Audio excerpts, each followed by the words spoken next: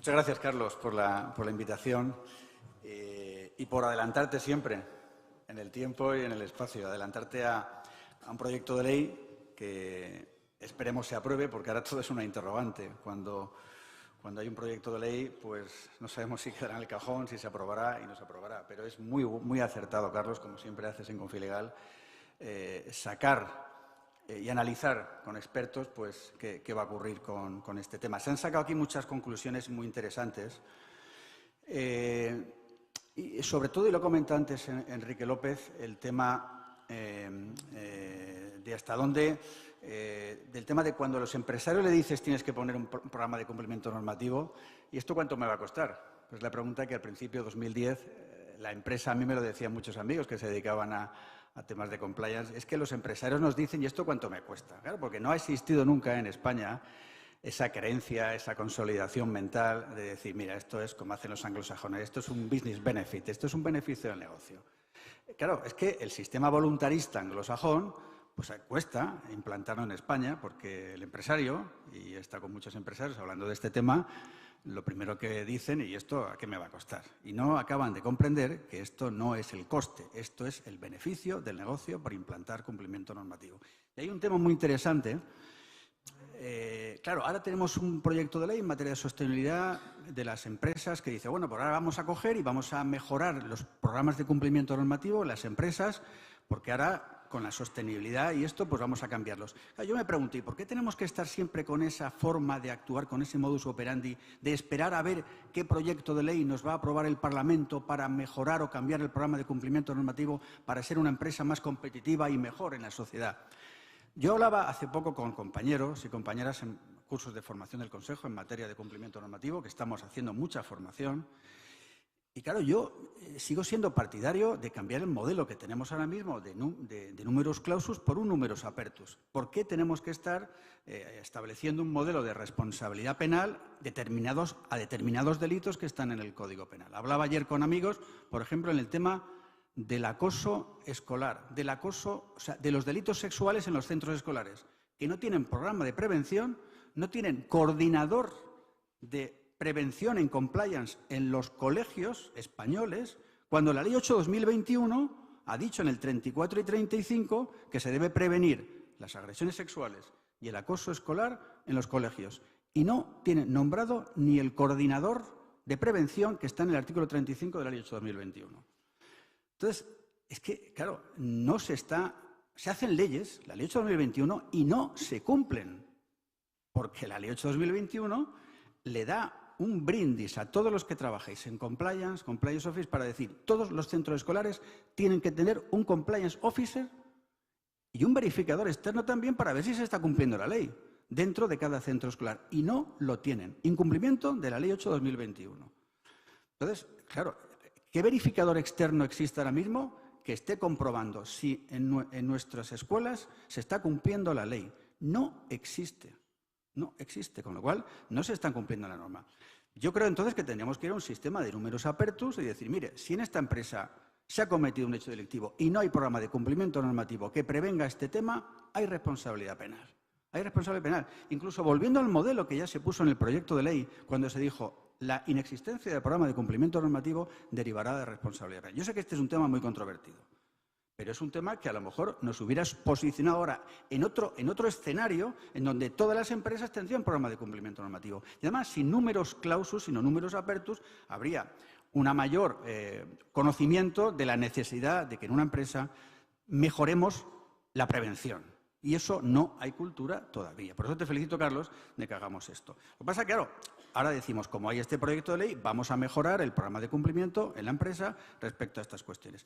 Yo, preparándome este tema, localicé un informe muy interesante que te lo mandé ayer, Carlos, que es este, de la Fundación El EGNOR. Se lo manda a Carlos por si lo queréis pedir a Carlos, Carlos lo tiene. Muy interesante, de 66 folios, en el que hay unas conclusiones muy interesantes de todo el tema de sostenibilidad y cumplimiento normativo. Porque esto ya lo han puesto en práctica.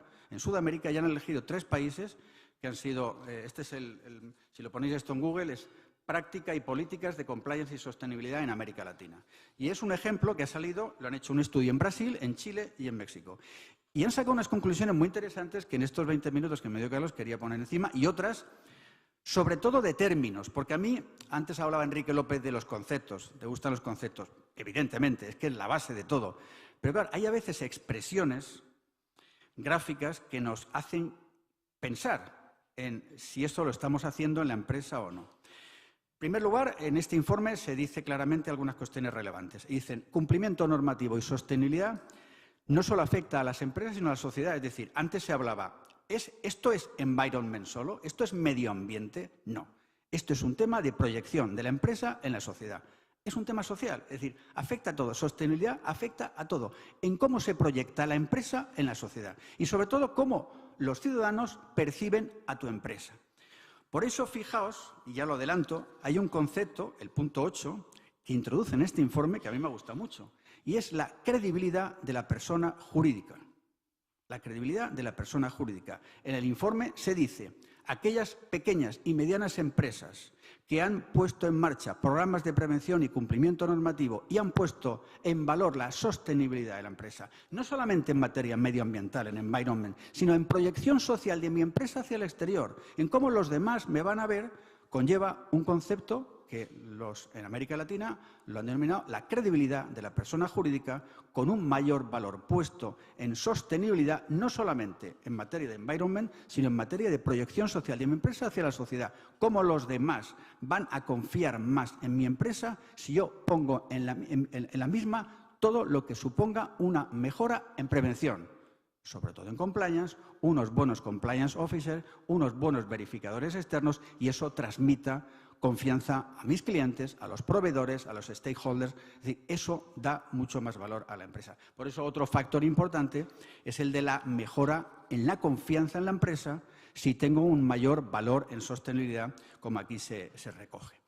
En el informe también se hace referencia a la necesidad de promover culturas de cumplimiento y sostenibilidad como culturas corporativas éticas.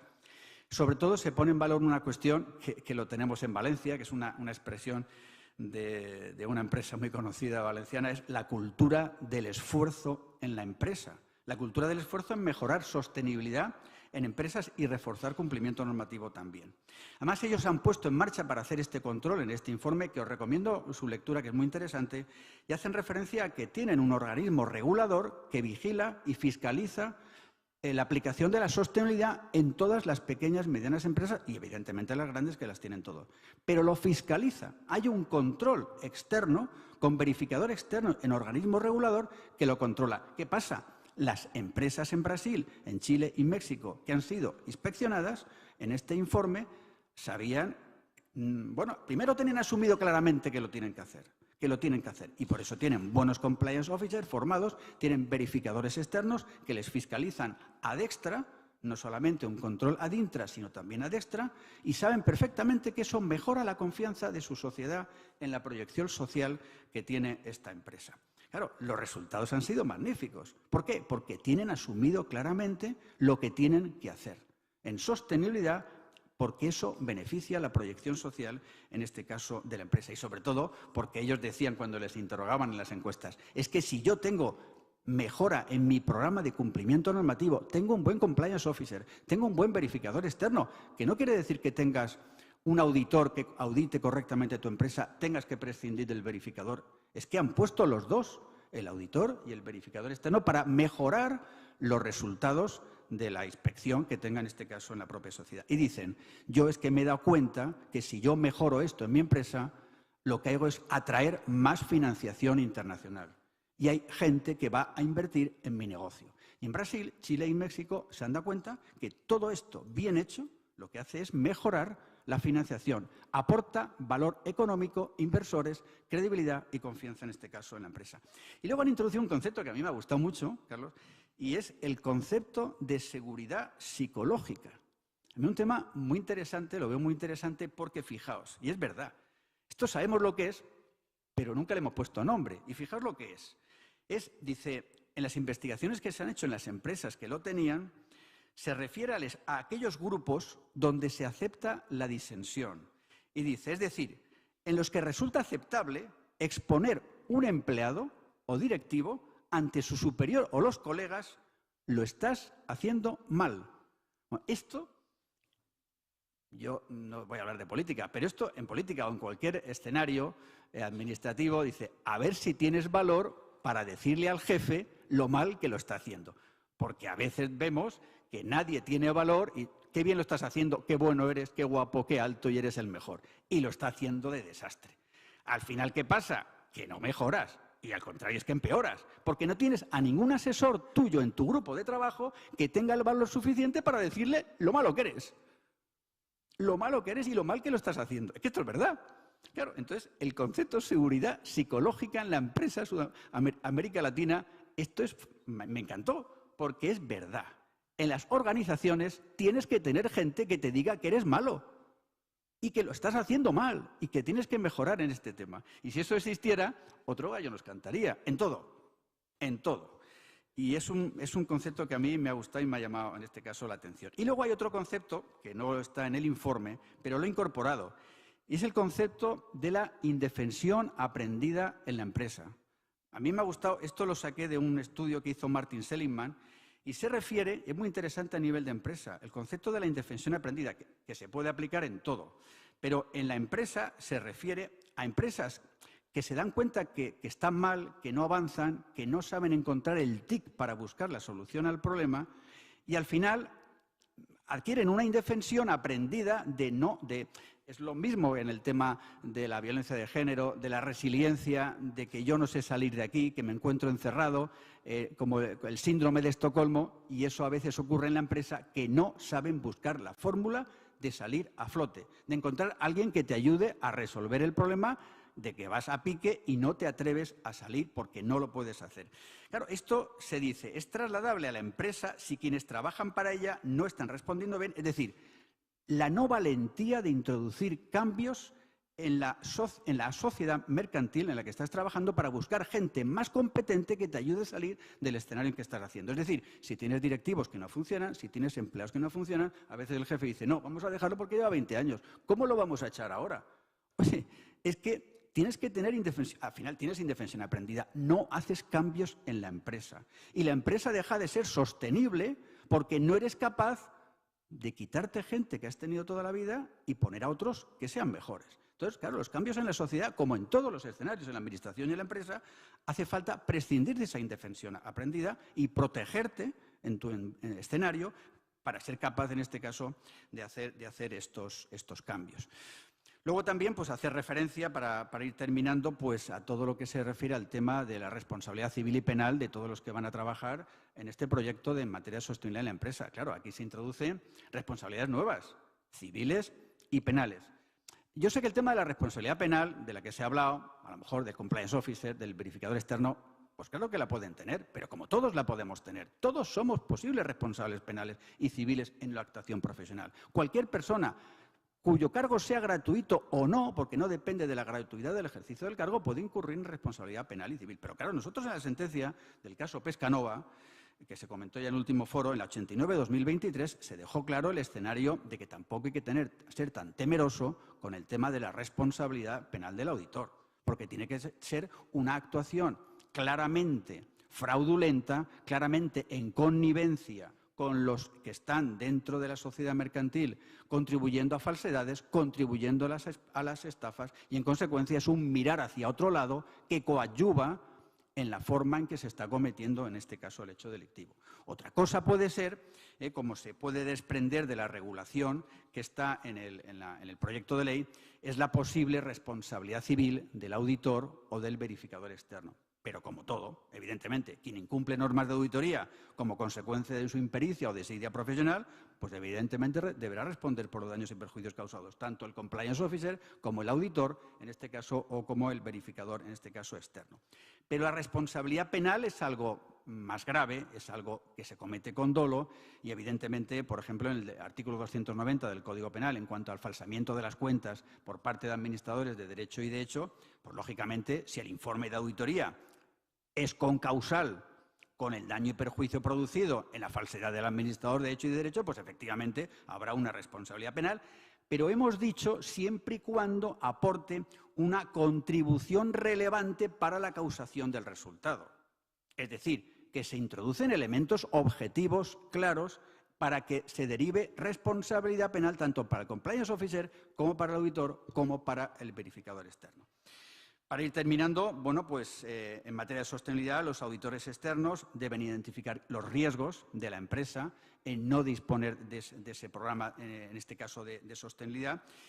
Y con respecto a los verificadores, pues exactamente igual. Tanto auditor interno como verificador pues, deben vigilar los riesgos de no disponer de toda la normativa que se va a aprobar en breve en este tema y, en consecuencia, pues se podrá tener esa responsabilidad civil por no implementar todo lo que se está recogiendo, en este caso, en el proyecto de ley que esperemos que finalmente se apruebe.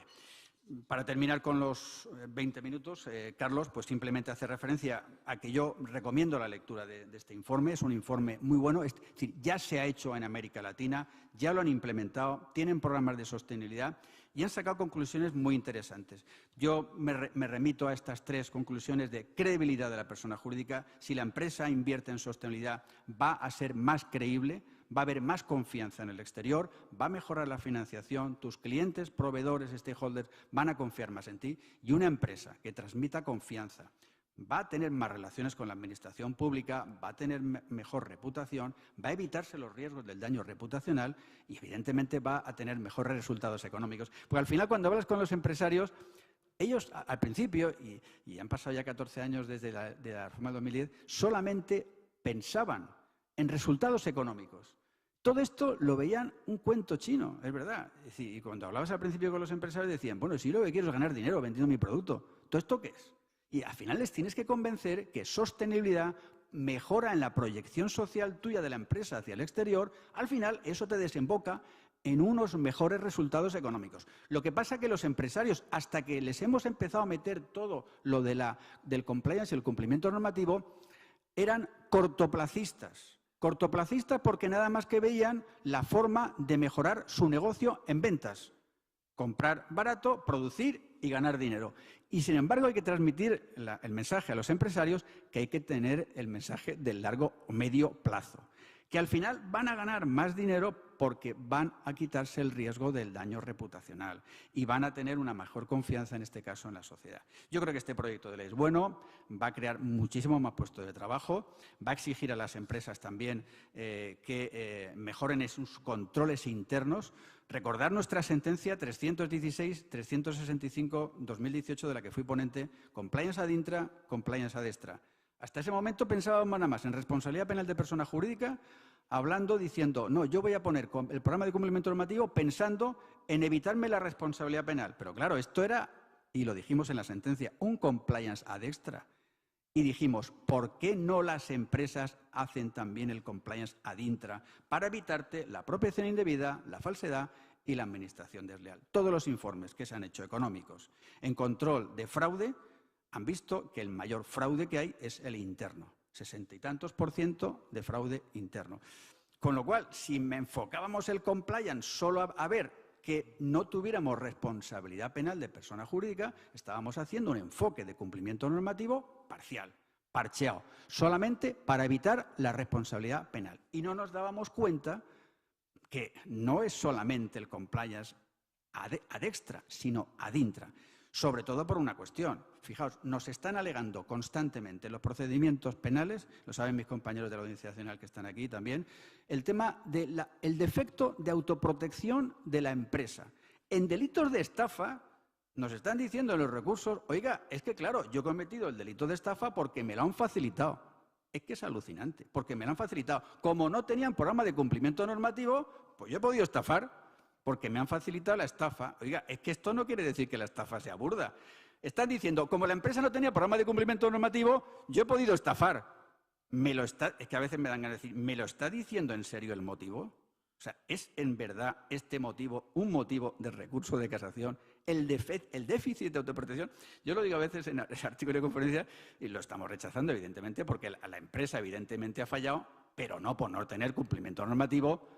La falta de autoprotección empresarial es una exención de responsabilidad penal por la comisión de un delito de estafa, ¿no?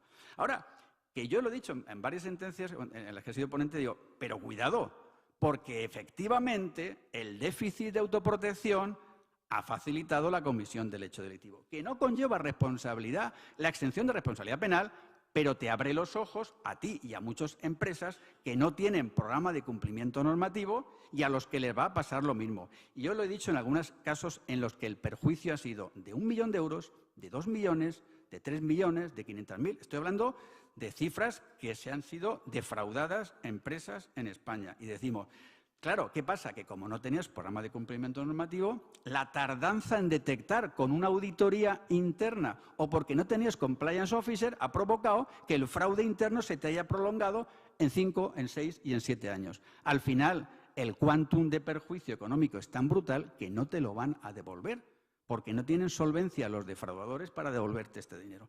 Esto en las sentencias está, y lo estamos poniendo para que la empresa española vea en resoluciones del Tribunal Supremo que estamos alertando que si no hay compliance officer en las empresas, si no hay programas de cumplimiento normativo, si no se mejora en este tema, el empresario está en riesgo de que tenga fraude interno y evidentemente fraude externo. Pero esto no hay que ponerlo solo, y con esto termino, para evitar la responsabilidad penal, sino para protegerte más, tener una buena empresa, tener una credibilidad mejor en la sociedad y, lógicamente, para tener una mayor sostenibilidad. Muchísimas gracias.